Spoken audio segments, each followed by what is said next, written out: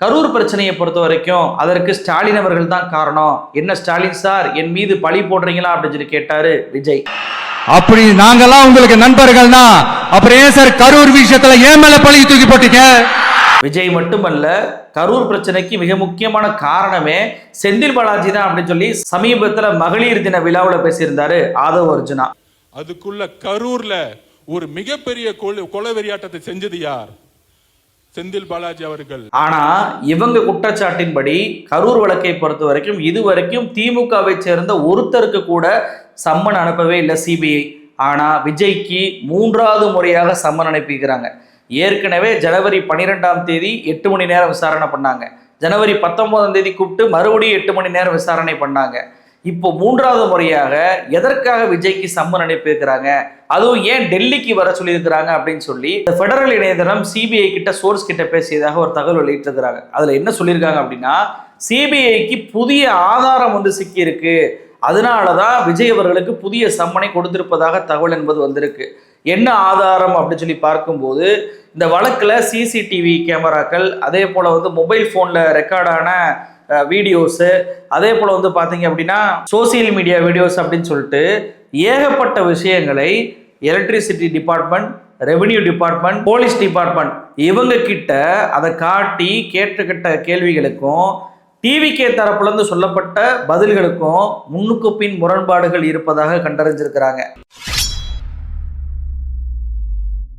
அது மட்டுமல்ல, இவங்க கிட்ட நடத்தின விசாரணையில மேலும் பல புதிய தகவல்கள் கிடைச்சிருக்கிறதுனால அந்த தகவலுக்கு விஜய் என்ன காரணம் சொல்ல போகிறார் அப்படின்றத தெரிந்து கொள்ள வேண்டும் என்பதற்காகவே இந்த விட்னஸ் சம்மனை விஜய்க்கு அனுப்பியிருப்பதாக சொல்றாங்க சிபிஐ. இப்படி புதிய ஆதாரம் சிக்கி இருக்கு, நீங்க உடனடியாக டெல்லிக்கு வாங்க அப்படின்னு சொல்லி விஜய்க்கு சிபிஐ சம்மன் அனுப்பின உடனே பார்த்தீங்கன்னா 10 நாள் எனக்கு டைம் கொடுங்க அப்படின்னு சொல்லி நேரடியாக கடிதம் எழுதி சிபிஐ ஆபீஸுக்கு அனுப்பியிருக்கிறார் விஜய். அந்த கடிதத்துல என்ன இருக்கு அப்படின்றதையும் பெடரல் இணையதளமே வெளியிட்டிருக்கிறாங்க. அந்த கடிதத்துல அவர் என்ன சொல்லியிருக்கிறார் அப்படின்னா, அதாவது எனக்கு வேட்பாளர் தேர்வு பண்ண வேண்டிய வேலை இருக்கு அப்படின்றாரு. இந்த வேட்பாளர் தேர்வு பண்ற வேலையை எப்ப ஆரம்பிச்சாங்க தெரியுமா?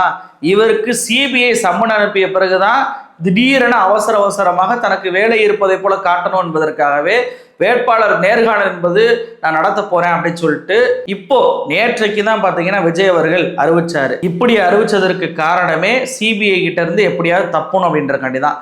2வது காரணமாக இவர் என்ன சொல்றாரு அப்படின்னா, பிரச்சாரத்திற்கு திட்டமிடல் பண்ண வேண்டிய வேலை இருக்கு அப்படின்றாரு. இவர் என்ன பிரச்சாரத்துக்கு கிளம்பினாரு அப்படின்னு சொல்லி திட்டமிடுறாரு அப்படின்னு தெரியல. காலையில எந்திரிப்பாரு, தனி விமானத்துல வருவாரு, கார்ல பயணம் பண்ணுவாரு, 10 நிமிஷம் பேசுவாரு, திருப்பி மக்களை கூட சந்திக்காம அப்படியே கிளம்பிடுவார். திட்டமிடுதல் பண்ணக்கூடிய அத்தனை வேலையுமே தாவேக்கால இருக்கக்கூடிய 2ஆம் கட்ட தலைவர்கள் தான் பண்ணிட்டு இருக்கிறாங்க. அந்தந்த மாவட்ட செயலர் தான் பண்ணிட்டு இருக்காங்களே தவிர தலைவர் என்ற முறையில இவர் திட்டமிடுதல்ல ஈடுபடுவதே இல்லை அப்படின்ற தெரிஞ்சுக்கிற முடியுதா? அப்ப இந்த காரணம் அவுட்டா? 3வது காரணம் என்ன தெரியுமா சொல்றாரு? வாக்கு கேட்கணுமா. இவர் என்னைக்கு வாக்கு கேட்டாரு அப்படின்றதுக்காக வாக்கு கேட்கணும் எங்களுக்கு, அதனால 10 நாள் டைம் கொடுங்க அப்படின்னு சொல்லி காரணம் கேட்கிறான்னு தெரியல. இதெல்லாம் கூட மன்னிச்சு விட்டுறலாம், சகிச்சுக்கிடலாம். ஆனா 4வதா ஒரு காரணம் சொல்லியிருக்காரு பாருங்க. என்ன தெரியுமா சொல்லியிருக்கிறாரு? என் மனைவி எனக்கு எதிராக டைவர்ஸ் பெட்டிஷன் போட்டிருக்கிறாங்க, அதற்காக நான் லீகல் ப்ரொசீடிங் பண்ண வேண்டிய தேவைகள்லாம் இருக்கு, அந்த வேலைகளே எனக்கு நிறைய இருக்கிறதுனால தயவு செய்து எனக்கு 10 நாள் டைம் கொடுங்க ஐயா அப்படின்னு சொல்லி சிபிஐட்ட கெஞ்சிருக்கிறாரு. எந்த மனைவியை, எந்த குடும்பத்தை ஒருத்தே இல்லை நான் பார்த்துக்கிறேன் அப்படின்னு சொல்லிட்டு சவால் விட்டு சண்டீர்த்தனமாக விஜய் அவர்கள் பேசின மறுநாளே சிபிஐ சம்மன் வந்த உடனேயே, இல்லைங்க எனக்கு லீகல் ப்ரொசீடிங் பண்ண வேண்டியது இருக்கு, எனக்கு டைவர்ஸ் பெட்டிஷன் என் மனைவி போட்டிருக்கிறாங்க அப்படின்னு சொல்லி ஒருத்தே இல்லாத மனைவியை ஒருத்தாக்கி இப்ப கெஞ்சி கொண்டிருக்கிறார் விஜய் அவர்கள். இப்படி விஜய் கெஞ்சுவதால பயன் இருக்கா? சிபிஐ சம்மனை இதற்காக தள்ளி வைப்பாங்களா அப்படின்னு சொல்லி சட்ட ரீதியாக என்ன சொல்லுது சிபிஐ ரூல் அப்படின்னு சொல்லி தேடி பார்த்ததுல விஜய் சொல்ற காரணத்துக்கெல்லாம் தள்ளி வைக்கவே மாட்டாங்களாம். என்ன காரணத்திற்காக தள்ளி வைப்பாங்க அப்படின்னு சொல்லி பார்த்தா, மெடிக்கல் எமர்ஜென்சி ஏதாவது இருந்தால் மட்டும்தான் இது போன்ற சம்மன்ல இருந்து ஆஜராவதற்கு தள்ளி வைப்பதற்கான வாய்ப்புகள் இருப்பதாக சிபிஐ ரூல்ஸ்ல சொல்றாங்க. அப்ப இதற்காகவே மெடிக்கல் எமர்ஜென்சியை கூட விஜய் அவர்கள் கிரியேட் பண்ணலாம். ஏன்னா அந்த அளவுக்கு பயந்தாங்கொழியாக இருப்பவர் தான் விஜய்.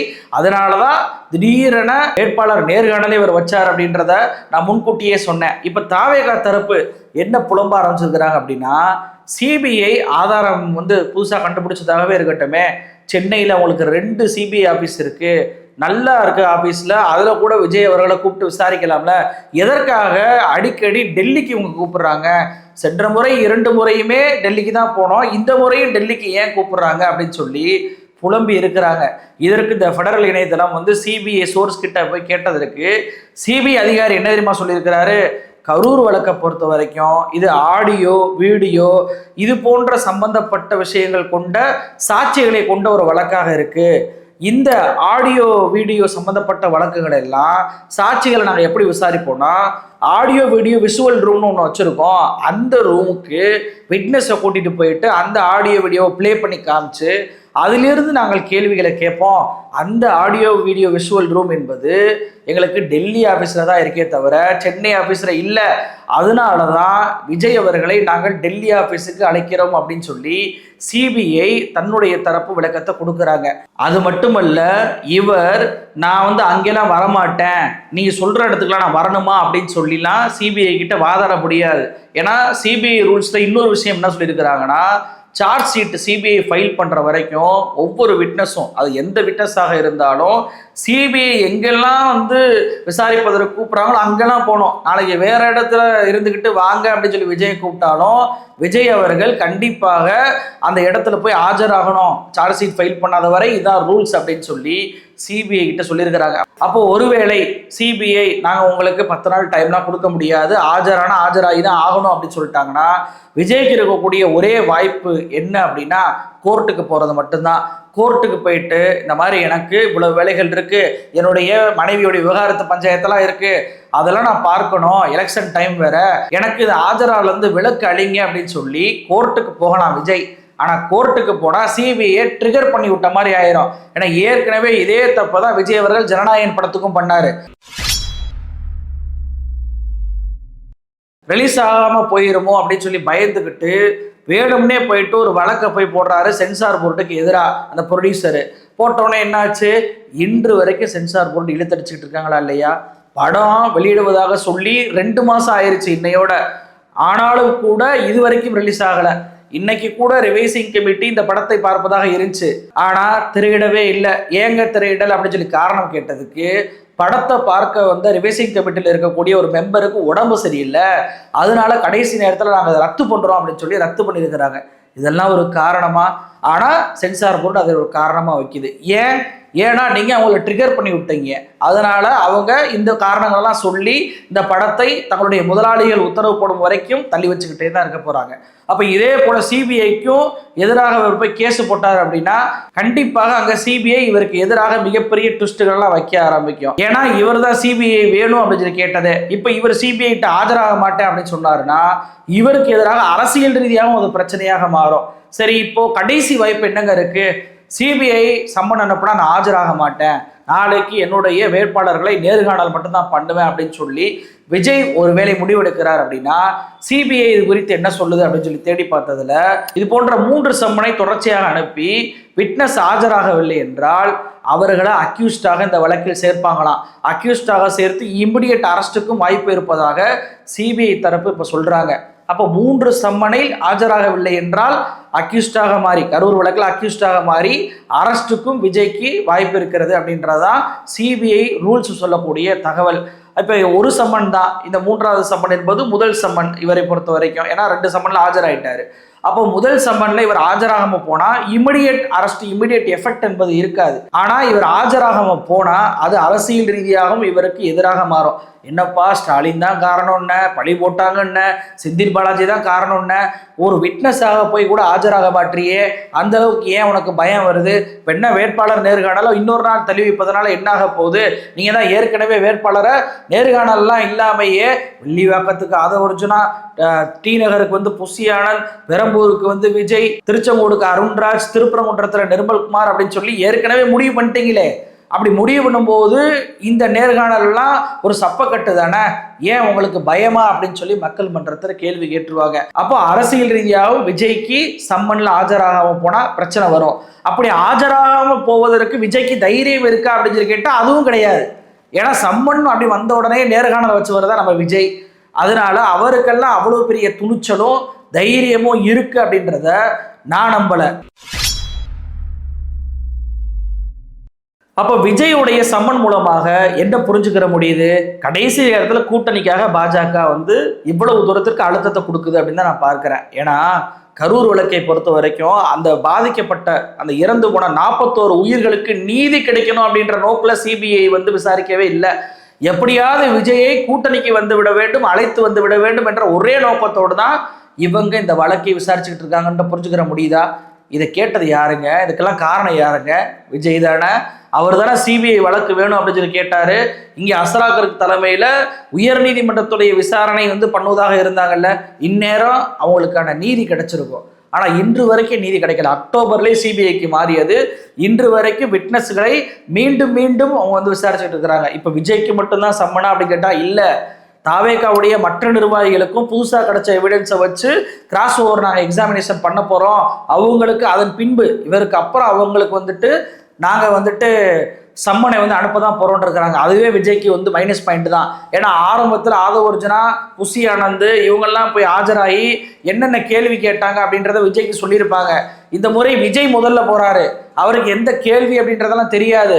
ஃப்ரெஷ் கொஸ்டின்ஸை வந்து ஃப்ரெஷ் ஆதாரத்தை வச்சு கேட்பாங்க. அப்படின்றப்போ கண்டிப்பாக அதில் அவர் மாட்ட தான் போகிறாருன்னு வச்சுக்கோங்களேன். அப்போ அவர் கேட்ட ஒரு விஷயமே இங்கே வினையா மாறி இருக்கா இல்லையா?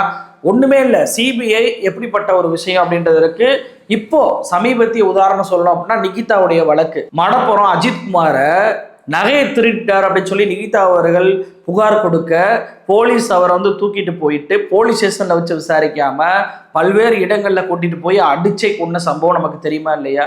இதுல நிகிதா விசாரிக்காமே இருந்தாங்க சிபிஐ. கடைசி நேரத்தில் அவருக்கு சம்மன் அனுப்புனாங்க. ஆனா என்ன விசாரணை நடைபெற்றது என்னமே தெரியல. கடைசியில் சிபிஐ அறிக்கை தாக்கல் போது என்ன தாக்கல் பண்ணாங்க? நிகிதா கொடுத்தது போலி புகார். மடப்புறம் அஜித்குமார் அந்த நகையை திருடவே இல்லை அப்படின்றதான் அவங்க கொடுத்த ரிப்போர்ட்டாக இருந்துச்சு. அப்ப நியாயப்படி குற்றவாளியான நிகிதாவை கைது பண்ணியிருக்கணுமா இல்லையா? போலி புகார் கொடுத்ததுனாலதான் இன்னைக்கு ஒரு உயிர் போயிருக்கு. ஆனா சிபிஐ என்ன தெரியுமா இன்னைக்கு தாக்கல் பண்ணியிருக்கு? நகை திருடு போனதை எங்களால் கண்டுபிடிக்க முடியல, நகை போனா போயிட்டு போகுது அப்படின்னு சொல்லி நிகிதா அவர்கள் சொன்னதுனால இந்த வழக்கை நாங்கள் முடித்து வைக்கிறோம் அப்படின்னு சொல்லி கோர்ட்ல சிபிஐ மனு தாக்கல் பண்ணியிருக்கிறாங்க. எவ்வளவு பெரிய கொடூரம் பாருங்க. நகை கிடைக்கல அப்படின்றக்காண்டி தான் நிகிதா புகார் கொடுத்தாங்க. ஆனா இப்ப அதே நிகிதா நகை போனாலும் பரவாயில்லன்றாங்கன்னா ஏன் அதை முதல்லயே சொல்லியிருக்க வேண்டியதானே? அப்ப தேவைன்ற அடிப்படையில் புகார் கொடுத்தவர் இப்போது மட்டும் எப்படி விட்டு கொடுக்குறாரு? ஏன் விட்டு கொடுக்குறாரு அப்படின்னா நிகிதா பாஜகவை சேர்ந்தவர், நிகிதா இந்து முன்னணிக்கு நெருக்கமானவர், நிகிதா அண்ணாமலையுடைய ஆதரவாளர். அப்ப நம்ம ஆளையே பிடிச்சி ஜெயிலில் போட்டக்கூடாது என்பதற்காக தான் பாஜக ஆளாக இருந்தால் அந்த வழக்கையே சிபிஐ முடித்து வைத்து விடும். அது வந்துட்டு நீங்க எம்பி எம்எல்ஏக்கெல்லாம் போக தேவையில்ல, யாருன்னே தெரியாத நிகிதா பாஜக உறுப்பினரா என்று கூட தெரியாது, ஆனா பாஜக ஆதரவாளராக இருக்கிறார் என்பதற்காகவே அந்த வழக்கை இன்னைக்கு முடிச்சு வச்சிட்டாங்களா இல்லையா? இதுதான் சிபிஐ. விஜய்க்கு இது தெரியல, விஜய்க்கு தெரியாம ஸ்டாலின் கிட்ட இருந்து நாங்க தப்பிக்கிறோம் அப்படின்னு சொல்லி இன்னைக்கு முதல வாயில போய் விழுந்திருக்கிறாங்க. இன்னைக்கு மிகப்பெரிய ஆபத்துல விஜய் அவர்கள் சிக்கி சின்னாபனமாய் கொண்டிருக்கிறார். சிபிஐ வழக்குல இருக்கக்கூடிய யாராவது ஒரு ஆள் பாஜக கடந்து தப்பிச்சிருக்கிறாங்களா? அன்புமணி ராமதாஸ் 10-12 வருஷத்துக்கு முன்னாடி போட்ட வழக்கு, இன்று வரைக்கும் பாஜகவுடைய அடிமையா இருக்கிறார். ராமதாஸ் என்ன சொன்னாரு? எனக்கு கொல்லி நீங்க வச்சிடாதீங்க எப்பான்னு சொல்லிட்டு என்னுடைய மகனும் மருமகளும் காலில் விழுந்து கெஞ்சினாங்கன்னாரு.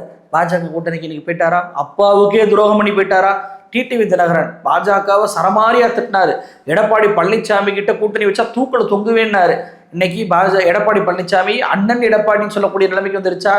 ஏன்? அவர் மீது சிபிஐ வழக்கு இருக்கு. இவங்களை கூட விடுங்க, சின்ன கட்சி எடப்பாடி பழனிசாமி எதிர்கட்சி தலைவர், அவர் மீது சிபிஐ வழக்கு இருக்கு. அதிமுகவில் இருக்கக்கூடிய முன்னாள் அமைச்சர்கள் மீது வழக்கு இருக்கு.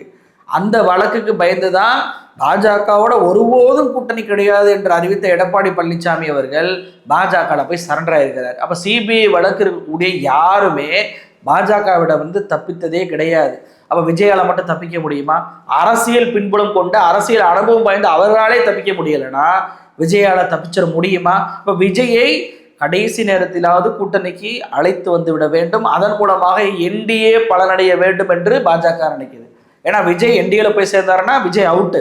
விஜயை யாரும் தமிழ்நாட்டு மக்கள் நம்ப மாட்டாங்க, ஏற்கனவே நம்பல. இப்ப கூடுதலாக பாஜக போய் சேர்ந்துட்டார் அப்படின்னா உறுதியா நம்ப மாட்டாங்க. அதுல இருந்து தப்பிப்பதற்கு தான் விஜய் அவர்கள் பார்ப்பாரு. ஆனா அது தப்பிப்பதற்கான வாய்ப்பை பாஜக கொடுத்தாதான் உண்டு. இந்த தேர்தலில் பாஜக கூட்டணியில விஜய் போகவில்லை என்றால் அதுவும் பாஜகவுடைய திட்டம் தான். கூட்டணிக்கு போனாலும் அதுவும் பாஜகவுடைய திட்டம் தான். ஒர்த்தே இல்லைன்னு சொன்ன தன்னுடைய மனைவியை தான் வழக்கிலிருந்து குற்றத்திலிருந்து தப்பிப்பதற்காக காரணம் காட்டி சிபிஐ கிட்ட கெஞ்சக்கூடிய நிலைக்கு விஜய் அவர்கள் வந்திருக்கிறார். பொறுத்திருந்து பார்ப்போம். இதை சிபிஐ நாளைக்கு அவர் ஆஜராகிறாரா இல்லையா, அல்லது நேர்காணல் நடத்திட்டார் அப்படின்னா சிபிஐ அவருக்கு அனுமதி கொடுத்திருக்கிறதா, இது எல்லாம் ஒரு நாள்ல தெரிஞ்சிடும். நன்றி.